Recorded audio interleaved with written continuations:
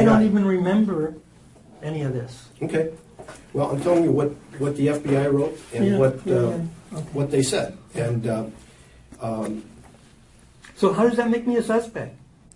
This suspect is Jack McCullough, a man in his 70s accused of a crime that happened while he was 17. After the unfortunate kidnapping and murder of a 7-year-old girl, he was questioned by the FBI and even his family about his whereabouts that day, to the point that he finds himself in an interrogation room 55 years after the crime. As viewers, we want to have an objective set of eyes for this case because we're taking you through the case of Jack McCullough, and by the end, we'll reveal to you whether he did it or not. This was 7-year-old Maria Ridolph, living in Sycamore, Illinois, in a town where everybody adored her.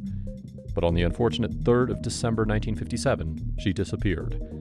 After months of searching and investigating, her remains were found 5 months later in a wooded area near Woodbine, Illinois.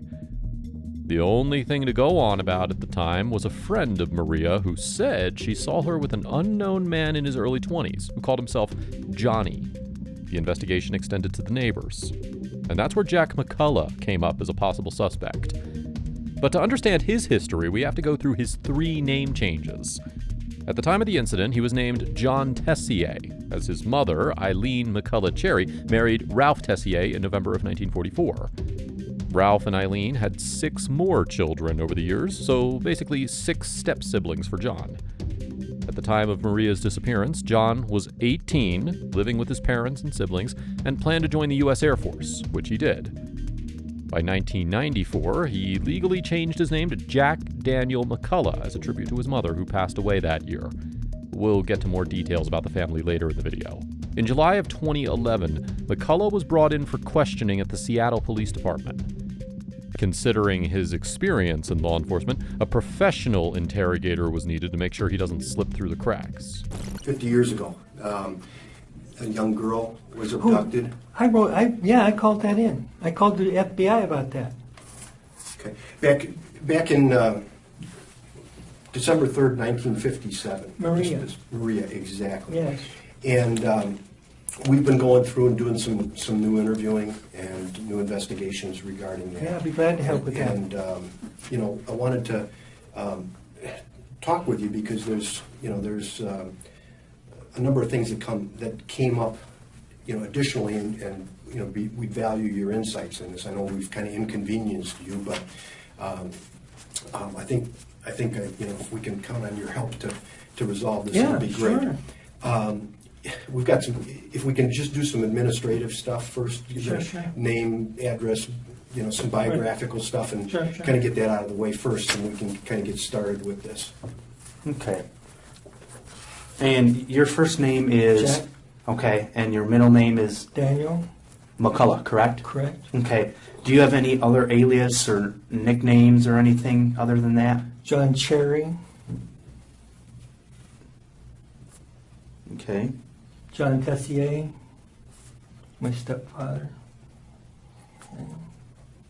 Okay. He immediately remembers what this is about.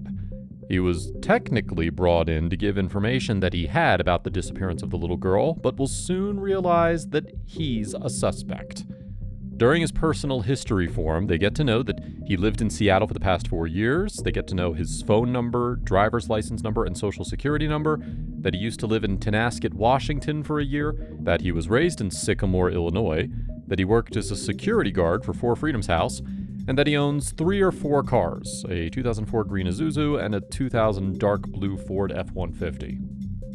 Now, we know this sounds like a lot of information to collect, but with this information, the police can track all this down to check if he was near the night of the murder. At one point, he realizes he's giving away a lot of information, which prompts him to question. And the places you don't, and No. you've been divorced 3 times? You're investigating the child, right? You're not investigating me. Right. This is a personal history form. All right. We fill this out for everybody. All right. Our command wants us. Yeah. Yeah. hmm I just do what I'm told. Yeah. You know. You know why I said you weren't from here? Why is that? You got a tan. Oh, yeah. And there's a joke. What do you call somebody in Seattle with a tan? stranger. Yeah, actually, I just went fishing, and so I was out on the Oh, lake. did and you? I didn't put sunscreen on. And, Yeah. So, But the officers bring him back to the position of trust with a light-hearted joke and stating the obvious requirements of the job, which he's familiar with. So now he continues giving away more information, like the time he did 10 years in the Army and 4 years in the Air Force. Now, usually we skip the part where the suspect's read his rights, but we're not going to do that here because we want to establish how the detectives are being slightly unfair to him by violating his rights. The final thing that we do for everyone in Illinois is witness, suspect, I just want to advise you of your rights. Go ahead. Okay? Before we ask you any questions, it's my duty to advise you of your rights. You have the right to remain silent. Anything you say can and will be used against you in a court or other proceedings. You have the right to talk to a lawyer for advice before we ask you any questions and have him with you during questioning. If you cannot afford a lawyer, one will be appointed to you free of cost before questioning if you wish. And you understand that. That's all good advice. I'm on your side on this. Okay. I'm trying to help you. Right. I mean, like I said, we just Yeah, right. got to follow the boss's rules. You know? yeah. Right. Right. Okay. Because if the forms ain't filled out, Yeah. Okay, when are you going to get to the good part now? We are done with my Okay. part. I had a dream, and then it reminded me of a conversation I had as a kid. There's a little grade school that's only a block away from my home in Sycamore, which is 226. Oh, you want to write that down? The address in Sycamore? Okay. 227 Center Cross Street. Sycamore, and I don't remember the 601. 601. That's fine. Okay. Yep. we'll get it. Anyway, and this, I was talking to a kid, and he said, "You see that guy over there?" And I was probably 13, and well, I don't know how old I was. Was it 57? You said? Mm-hmm. 57. No, I was probably 17, 18, 17. Anyway, and he said, stay away from that kid. He wants to talk about sex. Okay, so this kid. Now I'm going to have to reach back and remember his name. I think I wrote it to the FBI. But it bothered me enough where I called up, and he lived with two boys named Davies. Don Davies is one of them, and I don't remember the other one. But he was a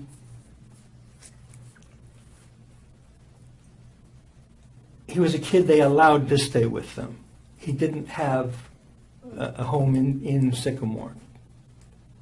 So he's like a foster kid kind of a thing?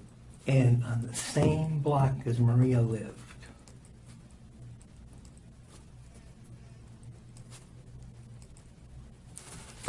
Well, let me kind of, because I want to come back to this because this is part of what I want to talk about. But kind of help me.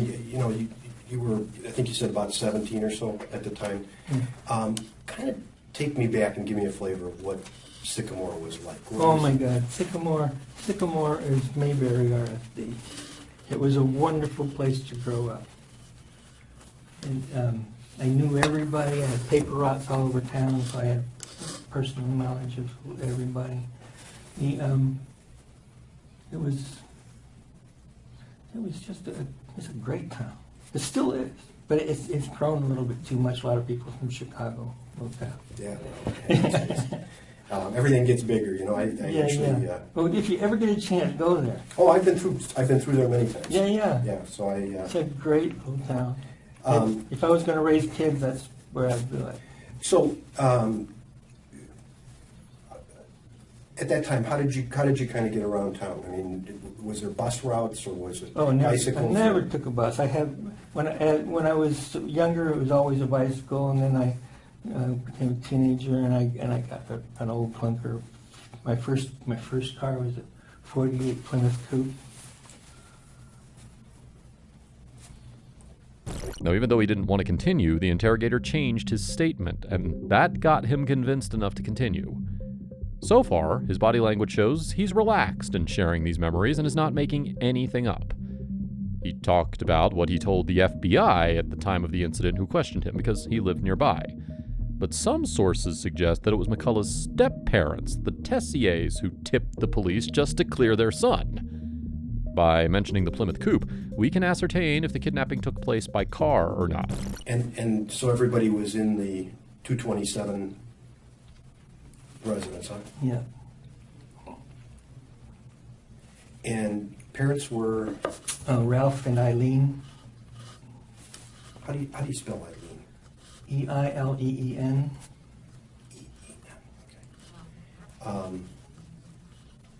And was he, it seemed like you just said he was a foster, or not a foster, stepdad Yeah, or correct, something? correct. Stepdad, okay.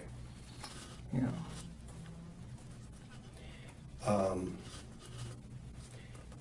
And so how old was the rest of the group around this December 3rd? Okay, I was the oldest, so I don't even remember their ages now. Kathy was probably 3 years younger than me. And my brother's probably 5 years younger. And I had another sister who was a couple years younger. I don't even remember. What are the other sisters' names? Kathy, Jeannie, Janet, Mary Pat, Nancy Jo.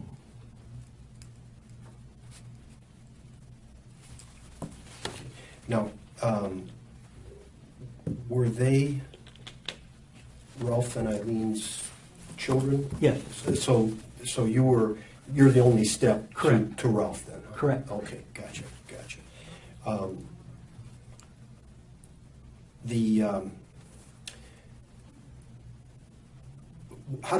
What were they like to grow up with? Great. So, no conflicts, no, No, just kind of yeah. It's Mayberry, I'm telling you. Mayberry. Yeah. Huh? Okay, so leave it to Beaver kind Yeah, of thing. Huh? exactly. Okay. So there, you would find them to be honest, kind Exactly. people, so trustworthy. And all of them brighter than me. Well, that's then they must be pretty smart. Huh? Yeah. This part is important, because while McCullough describes the Tessiers as nice and kind, it wasn't how they described him. He was estranged from the Tessier family by the time of Eileen's death after he allegedly once threatened to kill Janet and sexually assault his half-sister Jean when she was a minor. He was even told not to attend Eileen's funeral in 1994. On her deathbed, she told Janet that, now I'm quoting, "Those two little girls and the one that disappeared, John did it. John did it, and you have to tell someone." Janet then went on for 14 years, trying to get to law enforcement to look into her mother's statement. But because they had eyes on another suspect, and he passed a lie detector test with the FBI, the authorities had closed the chapter of Jack McCullough. It seems as if he was a bit of an outlier in the family, and the only thing that got him to this interrogation room was the email Janet wrote to the Illinois State Police tip line in 2008 that reopened the cold case and brought him in the interrogation room.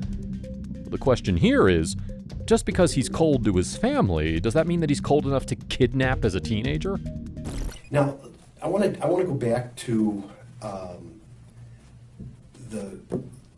and this to me is kind of a thing. It's kind of like we all remember where we were when President Kennedy was shot or 9/11 happened. Yeah. And this is kind of the 9/11 for Sycamore. I mean, Yeah, okay. anybody who we've talked to who's You're gonna like this. Go ahead. yeah.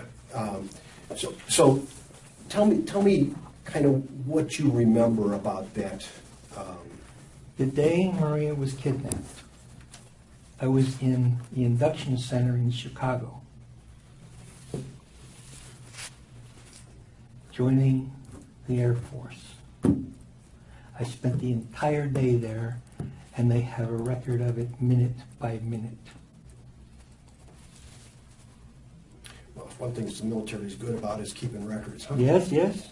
Okay. Requisition this, we need it in triplicate, right? Yeah, yeah. Yeah. I was really pissed. The FBI talked to me back then as a suspect, and they even interrogated me, and is because the suspect that they think took Maria had a green coat, and I had a favorite green jacket at the time. So, I'm sure they asked the neighbors, anybody with a green jacket? And yeah, Jack's got one. So so how did you wind up at the induction center? I don't know how I got there. I may have taken the train, but I was there most of the day, and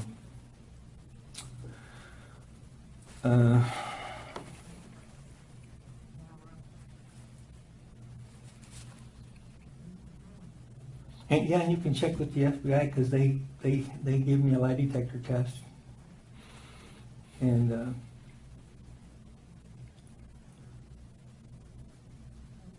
I was disappointed in them, really, really disappointed, because I had an ironclad alibi of where I was, and they didn't even check, didn't even make a phone call. I was very disappointed. Well, let's go back and kind of walk me through, because they said you. Let's go to the day before, because you were going downtown or something. Tell me as much as you can remember about, in as much detail as you can remember. Oh, you mean about downtown Chicago? Yeah. Oh, it was a nightmare. The green machine there. You ever been through there? Downtown? Yeah. Oh, sure. You've been through the induction center. Oh, gosh, no, I have not. I have not. Oh, yeah, it was spread your cheeks and all that of stuff all day long. And at the end of it, I got sworn in, and it wasn't very long. I was on a train to Fort Knox. Okay, now, it seemed that there was something in the file about that you had a medical problem or something. No medical problem. That there was a spot on the lung or something? Oh, that was when I was a child, yeah. I had TB. Ah, okay. And miracle happened, and my body cured my TB. Okay. So, That was at 3 years old in Ireland. okay. So, according to the report, they saw the spot on your lung, Yeah. and they failed you, but then you had to stay and No.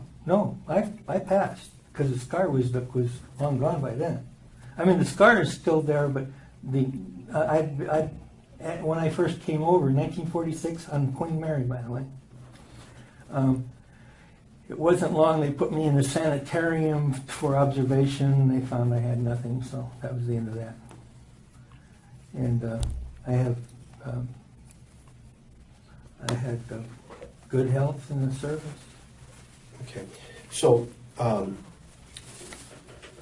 what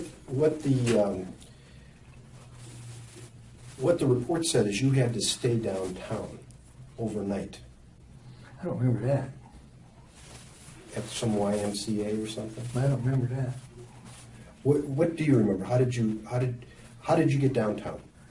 See, I don't remember. I mean, we're talking about many years ago.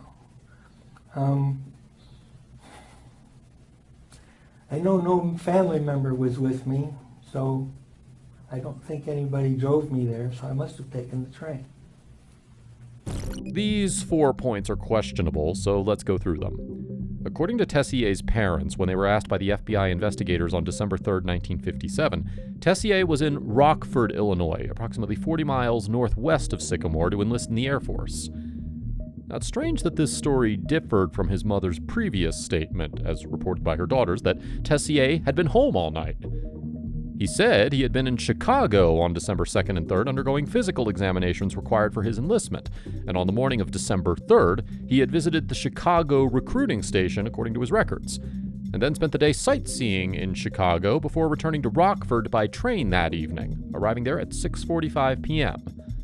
Upon his arrival in Rockford, he had called his parents to ask for a ride home to Sycamore, since he had taken the train to and from Chicago and left his own car at home.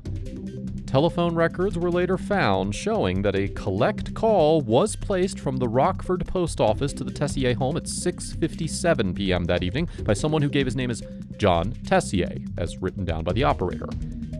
After making the call, Tessier then met with officers from the Rockford recruiting station to drop off paperwork relating to his enlistment. To confirm this entire story, the FBI had Tessier take a lie detector test, which we already told you that he cleared. So now, his story matches his alibi. But why would someone report that he wasn't enlisted because of a medical problem? He needs to fill in the missing points in the story, otherwise he's definitely incriminating himself. Now, did you have to purchase your own ticket? Did they give you a ticket? Don't know. Just don't remember it all. Is it important? Yeah, we're just trying to, as much as you can remember is important. Yeah. You know, 'cause I appreciate the fact that we're talking about, over 50 years. No, you're looking at me as a later. suspect now. I don't like this. Well, as I told you, there's been some discrepancies in, interviews that we're having, and that's why I'm trying to find these things out to try to see what happened, what went on, and whatever. And I'm looking for you to be as candid as you can and be as remember as much as you can. I'm trying, but you're barking up the wrong tree. There's nothing Well, there. I may be barking up the wrong tree, but I'm trying to find out what happened on the day and where you were on the day she disappeared. I already told you. Well, but I I spent want. the entire day in Chicago that day. Okay, but what time did you get home? Because she wasn't abducted at noon, so that doesn't mean anything to me that you were downtown. I don't accept the even fact that know you were when she was downtown. abducted. I assumed it was daytime. So nobody ever told you that? Nobody ever told me. Okay. So what,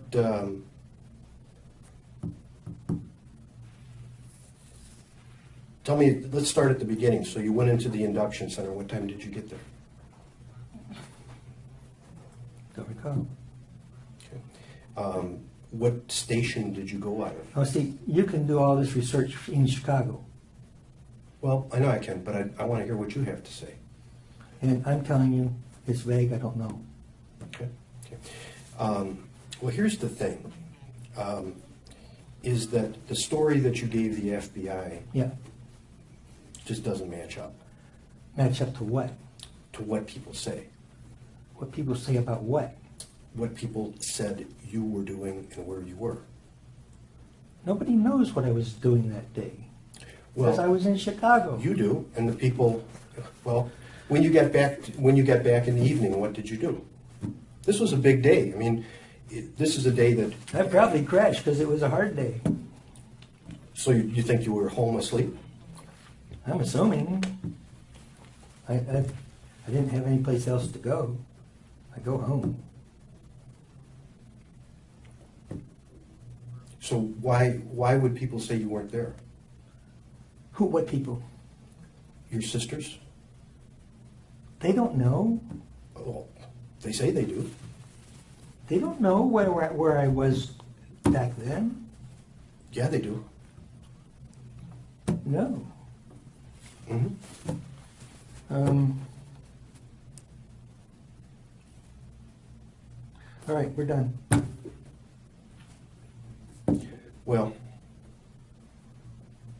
I'm disappointed because here's the thing. You're disappointed that I don't have a memory of it?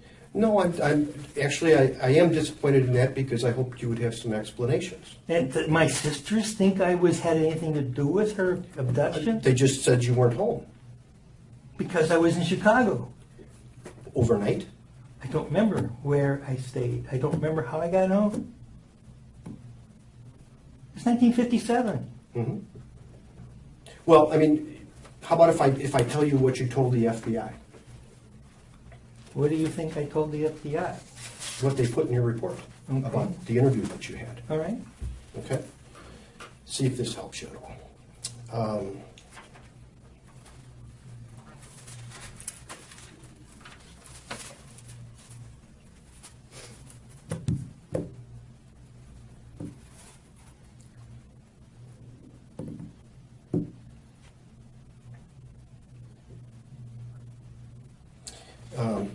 said that you had gone on the 2nd of December, which would have been the day before, and that you got a train ticket for Rockford, and that you went down to the city, and then that you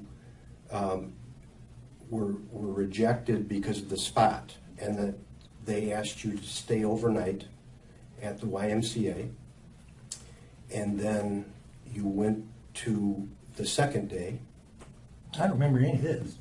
and that you had another physical exam, apparently, and then you came back to Rockford.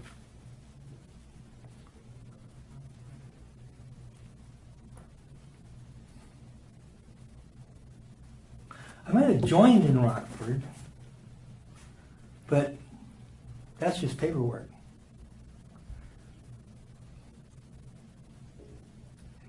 And I joined twice. Because I got out for a year and went back. And Rockford wasn't in the first thing at all, I don't think. Rockford was the second time I enlisted, which would have been 1960 or 61. Well, apparently you were delivering stuff to Rockford, to the post office. No recollection of that. Well, that's what you told them, I told who? the FBI. So I'm assuming you didn't lie to them, right? No, but I don't remember anything about this. Okay, but I'm just, I mean, if you lied to them about something, then this is incorrect. If you told them the truth about that, then the information that they have in their report should accurately reflect what you told them. Would that be correct then? If you've got any kind of documentation from back then, great. But I don't remember any of it. Okay, so the story that you told the FBI was that you got, on December 3rd, you went to some burlesque shows after you left the green machine or whatever you called it, and then took a train back to Rockford at 5 o'clock, and it got you in about 8:30. Or not 8:30. Sounds reasonable. Okay, I mean, do you remember? Back to where? To Rockford. Why would I go for Rockford when I live in Sycamore? I don't know. That's where you claim to have been. The only attachment I had to Rockford, besides marrying my wife from there, was the induction center was there. Not the induction, but the what do you call it? Recruiting office? The recruiting office was there. Okay. I went with a buddy. He wanted to join the service, and it's funny. Let me tell you this quick.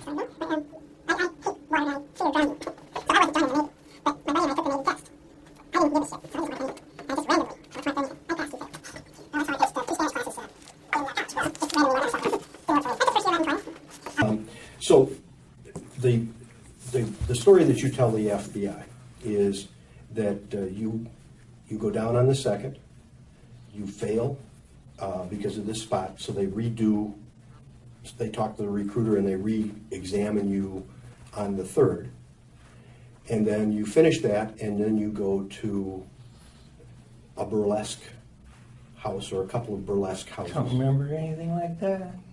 Well, I would hope you'd remember that. Yeah, I'm sorry. And so then you take the train back to Rockford, and you go to the post office to drop some papers off. Don't know.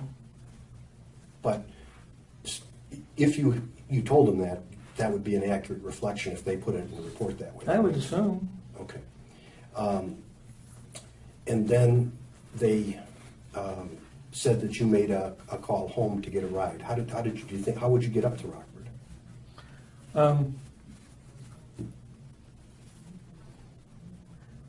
Don't know if I had my car then.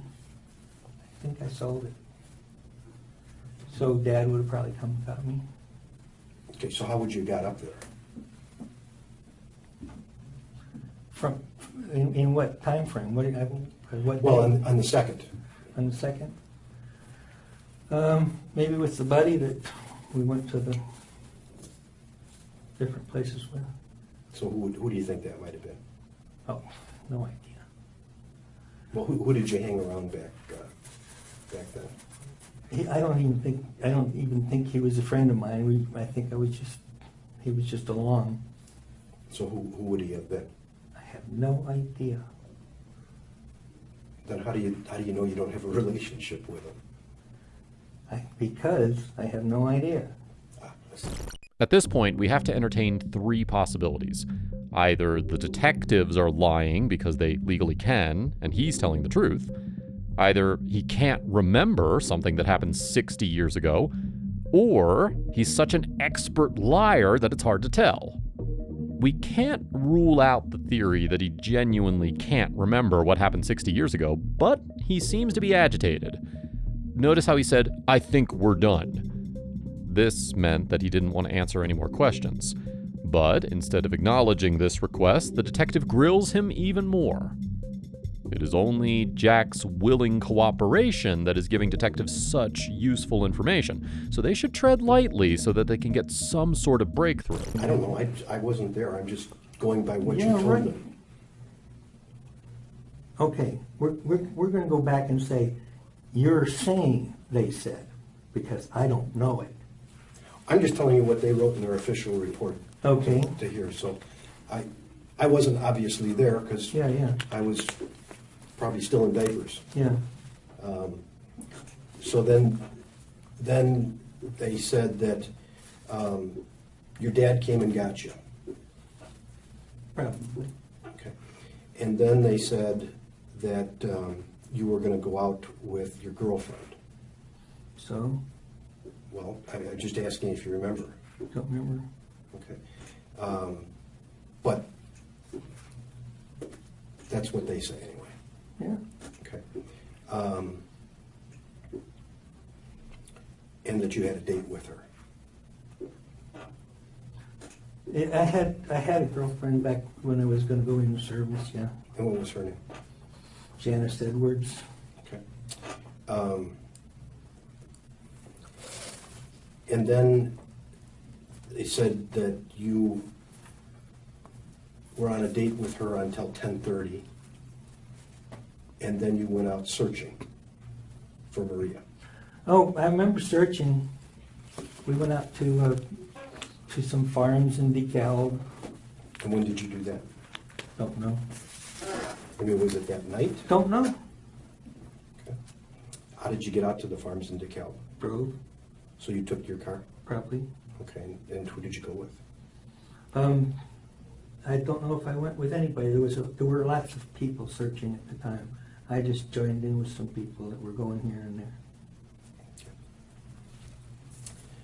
So nobody that you knew, or you just... Nobody I knew. And then it said that you, the following day, which would have been the 4th, you went searching with Jack Manis. And then you found sex magazines that you turned into the police. Don't remember anything like that. And Jack Manis, although I knew him, not the kind of guy I hang around with. Hmm?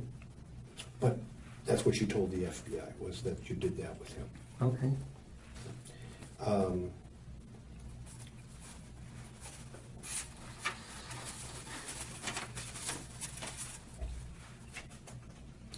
So the problem is that if we accept this story as what you told them, I mean, unless they just made up lies about you, okay? So we take this as... See, the thing that bothers me is I don't remember even talking to him that much. I remember taking the lie detector test, and that's it.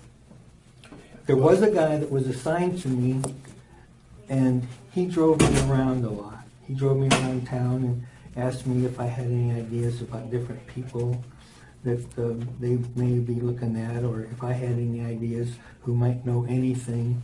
And that's he was a really nice guy too. I really liked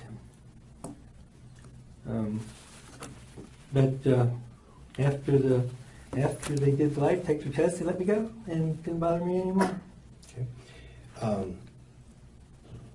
So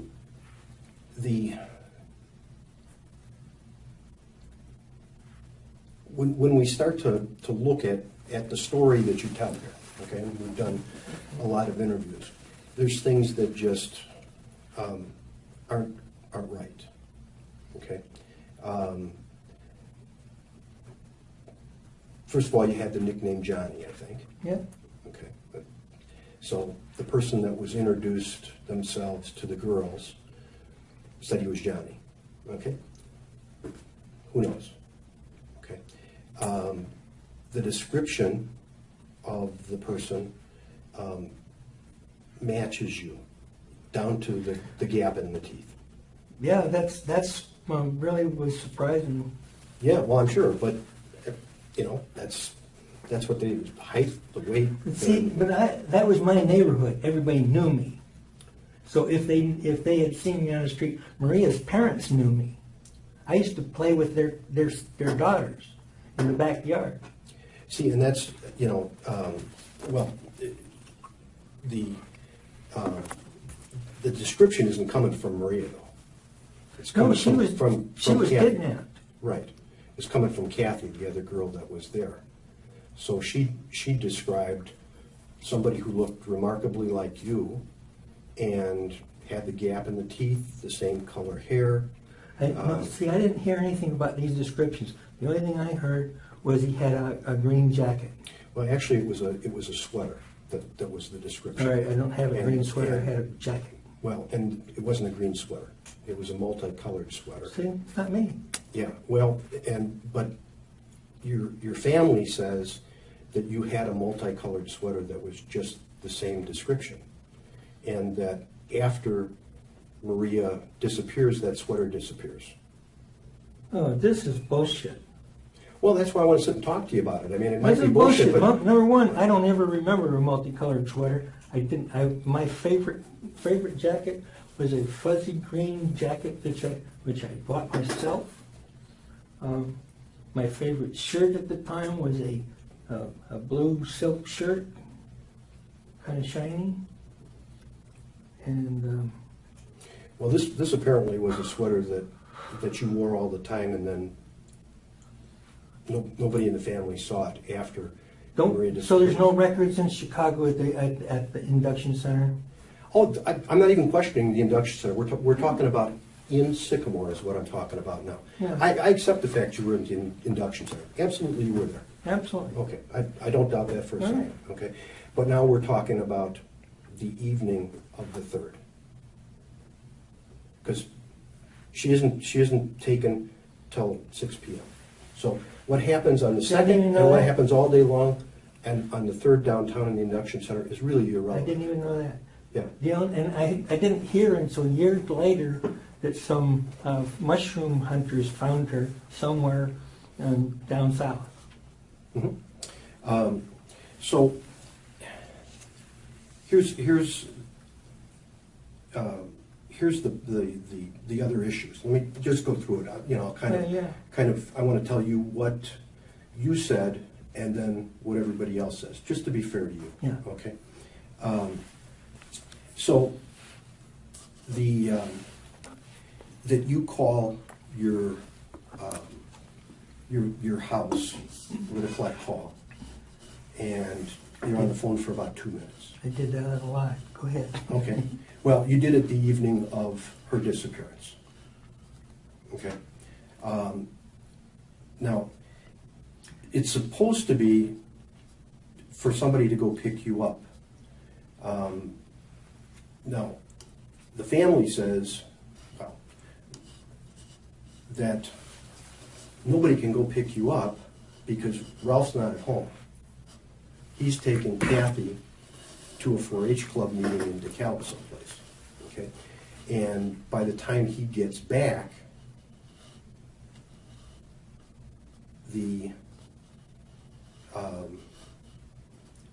it's like 8:30, 20 to 9, because the police have already been contacted. There's squad cars all over the place. Everybody's looking for Maria, who's gone. Yeah. Okay. But you tell the FBI that your dad picks you up at 8 o'clock.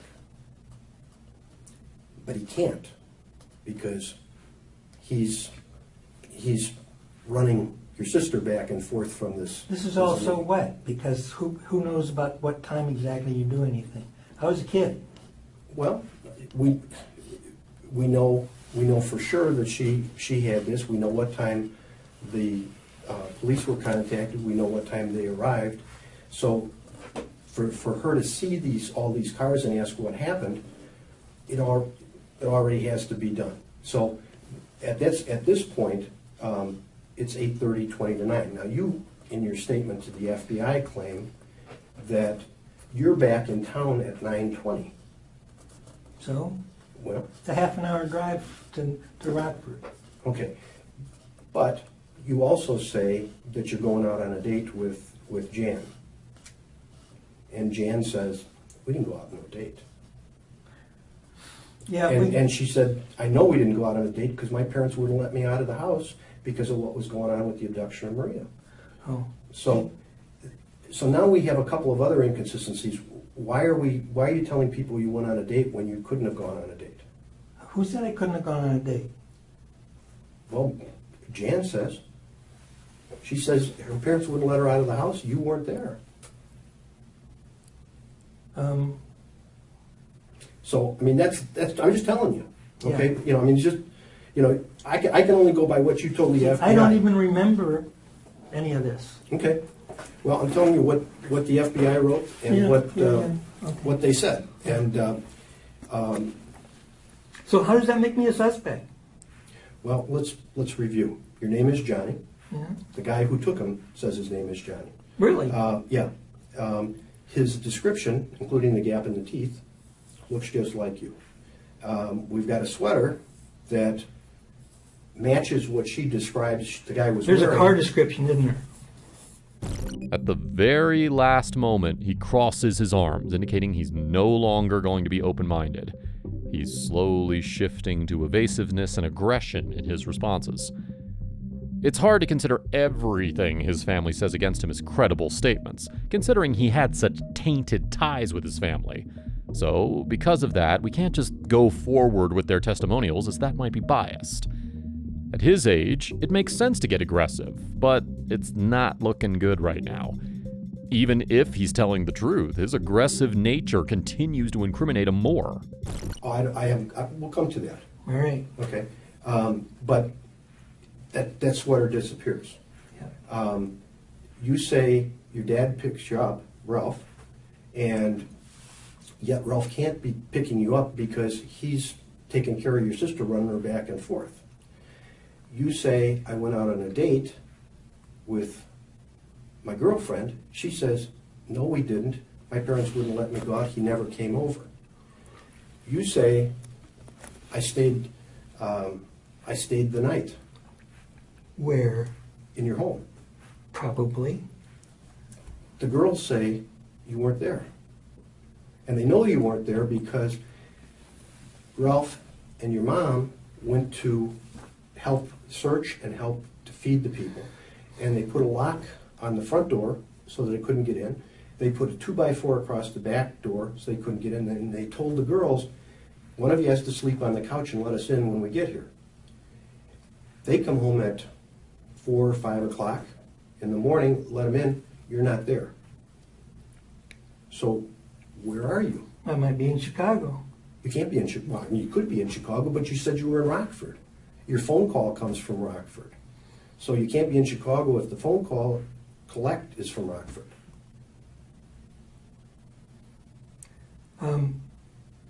This is all bullshit. I don't know anything about it. I can't remember any of this that you're telling me. Well, let's go on. And you're trying. Let me just continue here. You're because trying to say there's a pattern, and there's no pattern. I was in Chicago when this all happened. No, you weren't, because it happened at 6 o'clock at night. Yeah. You're already in Rockford, so you can't be in Chicago. Well, if I'm in 6 o'clock in Rockford, where's Or making me a 7 suspect? o'clock and in Rockford. Well, where's the objection?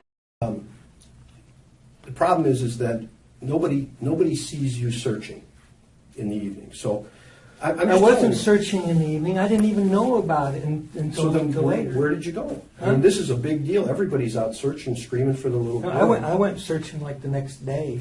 Well, see, and that's the same thing.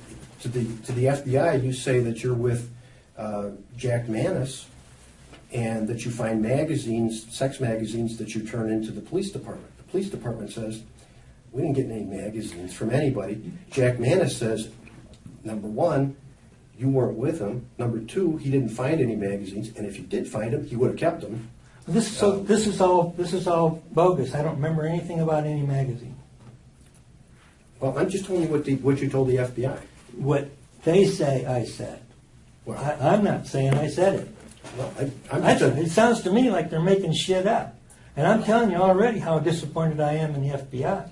Well, I would say, you also told the FBI that you had some sex play with your sister. Oh my God! I took a lie detector test, We're talking about what you said. Yeah, right. Did you have sex with your sister? and they said, and he said, when was this? I said, when we were little. Okay. Now, your sister says that it wasn't just when you were little. So Well, so what I'm pointing out here is that if you say you told them the FBI the truth, yeah. and you were little, and yet at the same time you're having sex with your sister. I am not having sex with my sisters. They say you are. I am not. Not now. I don't know if you're now. You're probably Did not. not. But, well, that's not what they say. Did not. That's not what they say. Doesn't matter. Well, that's fine. I'm just telling you what not just one, but multiple sisters have said. Right. Okay.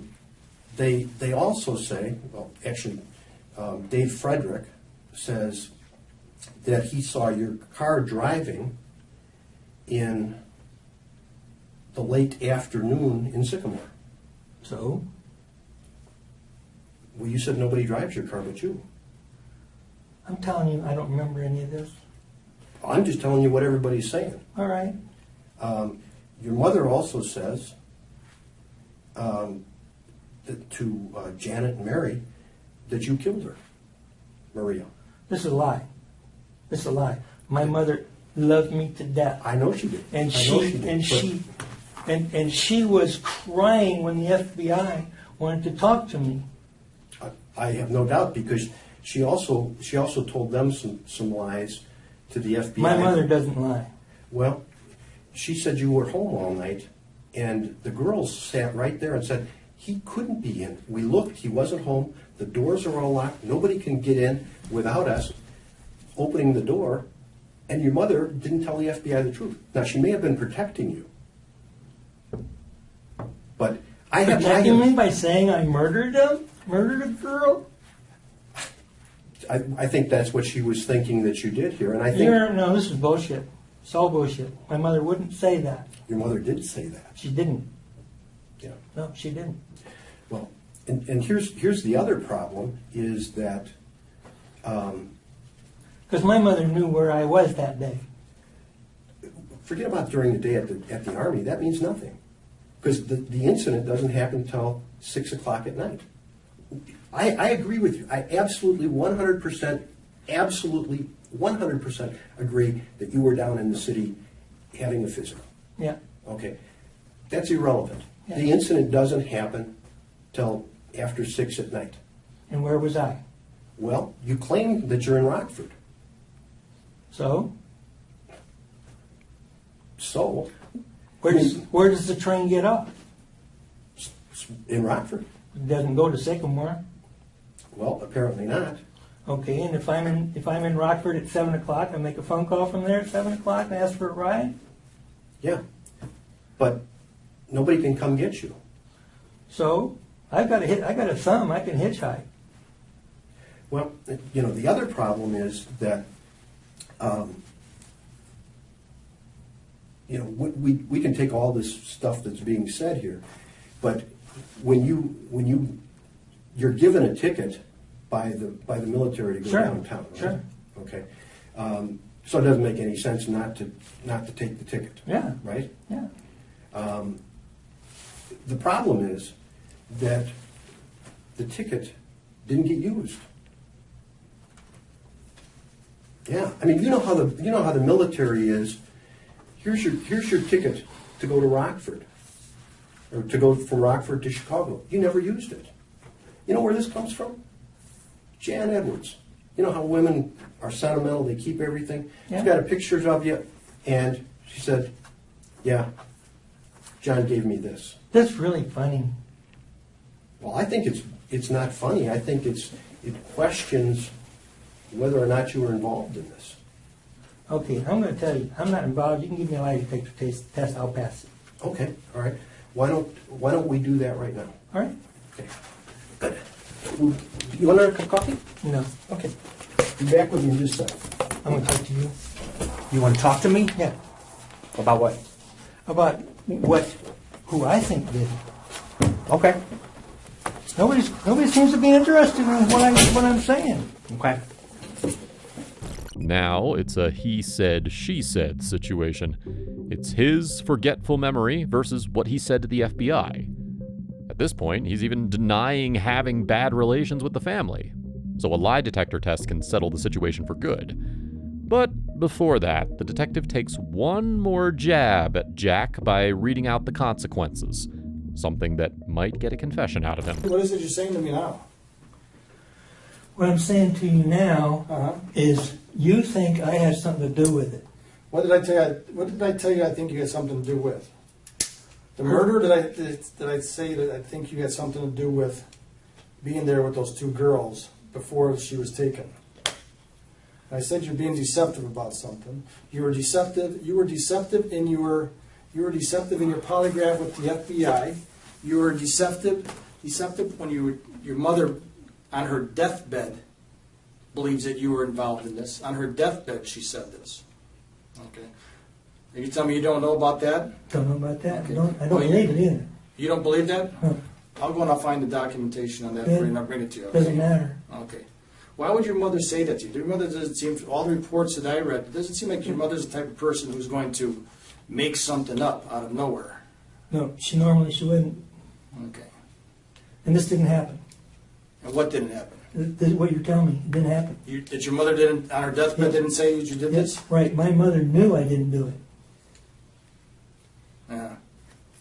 So she just made this up? She decided to Somebody tell made people it on her up. death? Somebody made it up. There's a whole bunch of making up here. Who's making up? Are these people? I've heard so many things today I had no knowledge of. Well, I don't know what the other guys asked you about, but this girl here is saying this is Johnny. Yeah.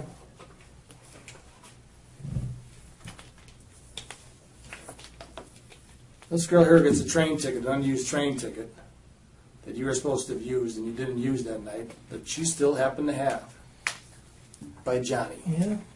Okay. Now I'm saying that you're involved in this.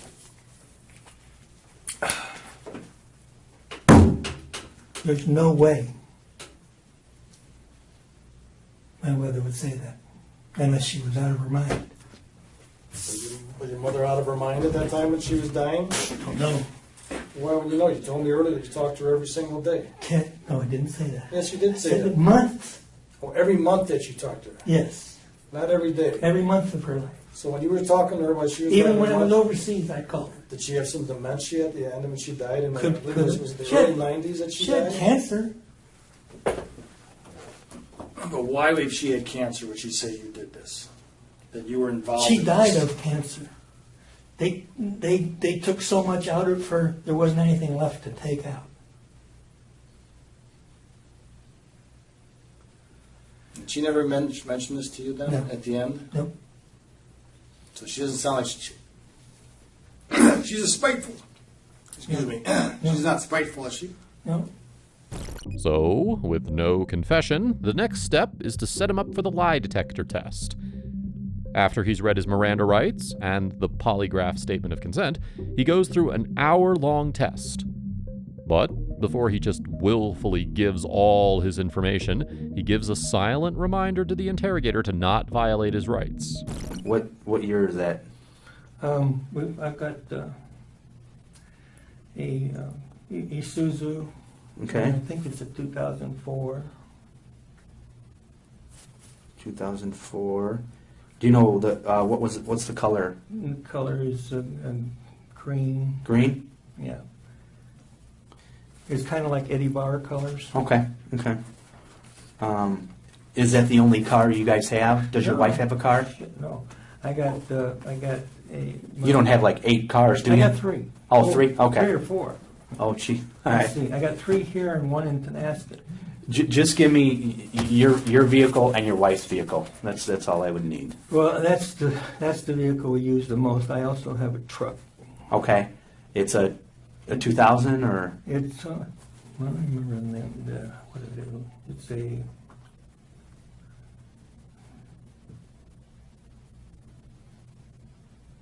I don't even remember. I got it at auction. okay. What kind of vehicle is it? It's a Ford 150. Ford 150. Yeah, How about the color? dark blue. Okay. This is the second time he's said, "We're done," and not actually ended the interview in silence. The detectives didn't acknowledge his request to end the interrogation, and in a lie detector test, refusing to answer seems even more incriminating. But he's just exercising his rights. Jack is willfully cooperating, which says a lot about motive to help the authorities. What he doesn't like is being incriminated. Anyways, in this hour-long polygraph test, we'll take you through some of the key moments to better understand his side of the story. Why don't we start this whole thing and backpedal, okay? Okay. Because I came into this late in the game. Why are you here? Exactly. I don't know why I'm here. I'm here because the FBI did not do a good job. Well, let's back up even further than that. What are they alleging that you did? Murder a little girl Okay. When? in 1957, Okay. and What part of the year? I don't even remember. Late It was- December or something like that? Oh, I do remember. December the 3rd? Yes, it was December. That's yeah, right. Because right after then I went to service, Okay. and yeah, and I went in the Air Force. Yeah. Okay. And why did they think that you murdered this little girl? I fit the description of the person, Okay. And what is this little girl's name? Maria Ridoff. Okay. How long after did they discover the It body? must have been a long time because I came back years later and found out that she had been recovered. Mhm.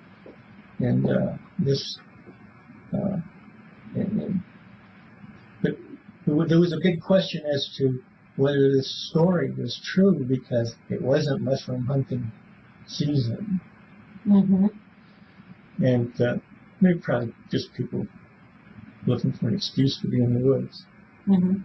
But Do you think those guys were fitting then? I don't know. Or the reason why they were in the woods? You said that they No, were mushroom that- hunting? Yeah, there was, and I think it was in the paper maybe, that there was a question why these people were in the woods, Mhm. and they said they were mushroom hunting, Yeah. and some people that I What spoke, is mushroom hunting season anyway? I don't know, it's when I have no idea. I never Yeah, pick yeah. mushrooms myself. Yeah, Isn't yeah, that generally in the fall? probably. Yeah. It has to be moist, doesn't it? Moist time. Yeah, one has to be there. So, But anyway, that's all I know about that. And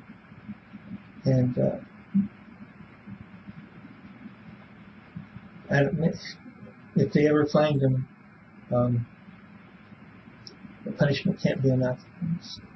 But then again, how old is that person going to be now? They're going to be my age or older. Yeah. So you think they should be strung up? after all this Absolutely. time? Absolutely. Yeah. She needs justice. Mm-hmm. Finally, when I became 17, I joined the service, and it was a good move. I enjoyed. Why don't we stop right there? Yeah. When you joined the service, Yeah. how was joining the service? I floundered my first 4 years. I really floundered. I didn't make any rank. I did go to Japan and enjoyed the heck out of that. Well, why don't we just go back to the day in question that we're talking about, Yeah. which is December 3rd, the day Maria disappeared. Yeah. Okay. Where were you? I was in the Army Induction Center. Well, I was going into the Air Force, but the induction center in Chicago, 60 miles away. And when did you go there? I spent most of the day there. Which day did you go? The day she was kidnapped. Okay. So you didn't go the day before or anything like that? I might have gone to Rockford and done testing and stuff like that. There's testing at Rockford, Yeah, not in Chicago? That's where you enlist. Mm-hmm. You enlisted, or that's where I enlisted in Rockford, Mm-hmm. which is about 30 miles away from Sycamore. How does one get to Rockford anyway, back in the day? I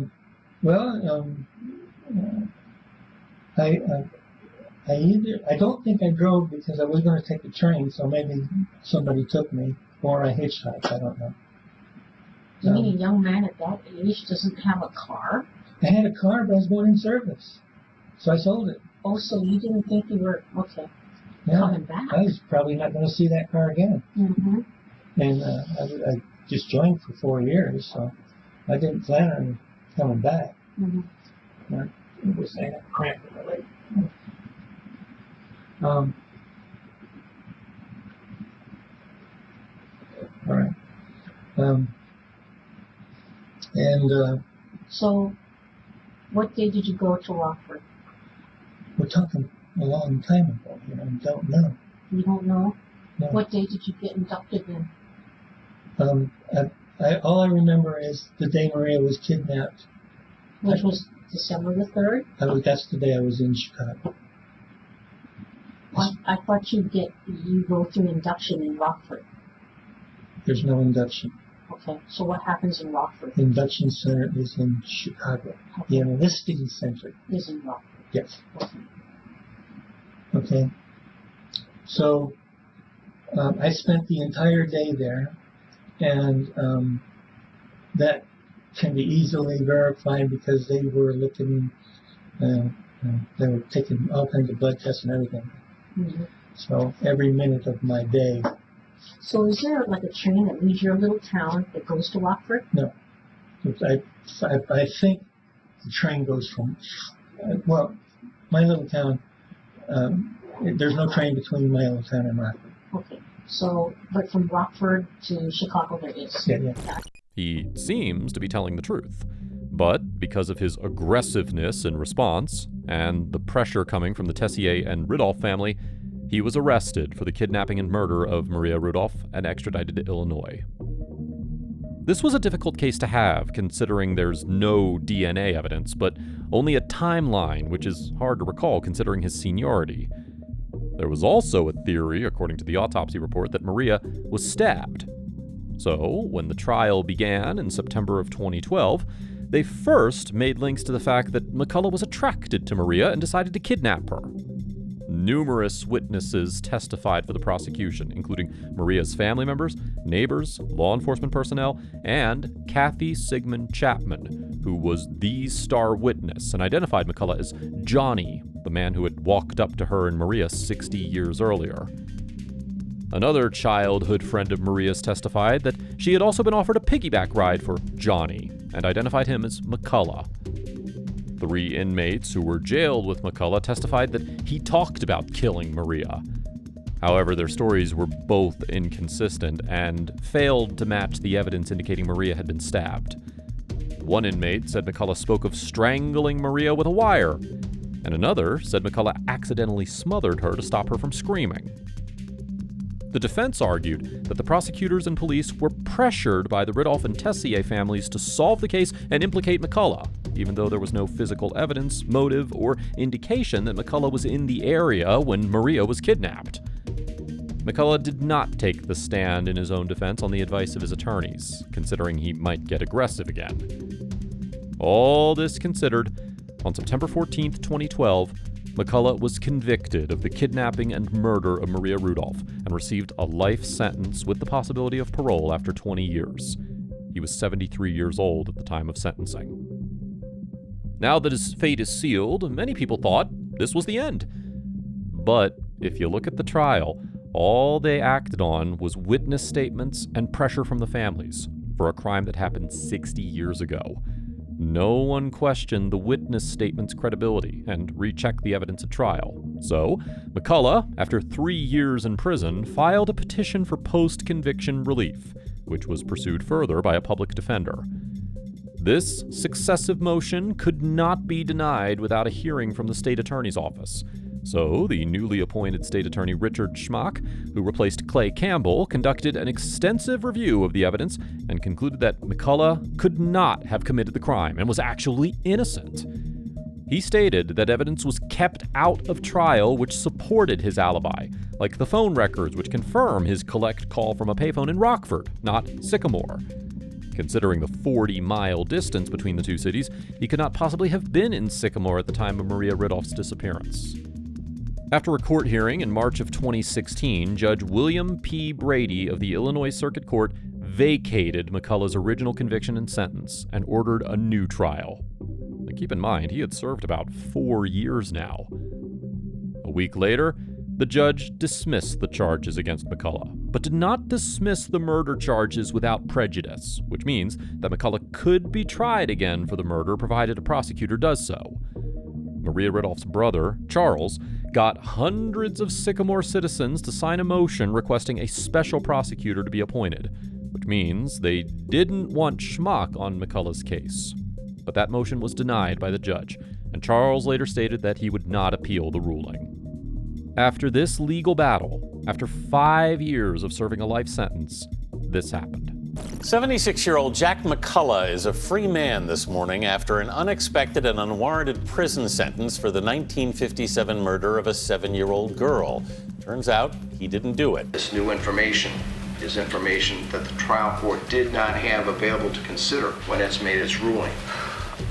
With McCullough's release, the murder of Maria Ridolph becomes once more a mystery. You can imagine his sigh of relief.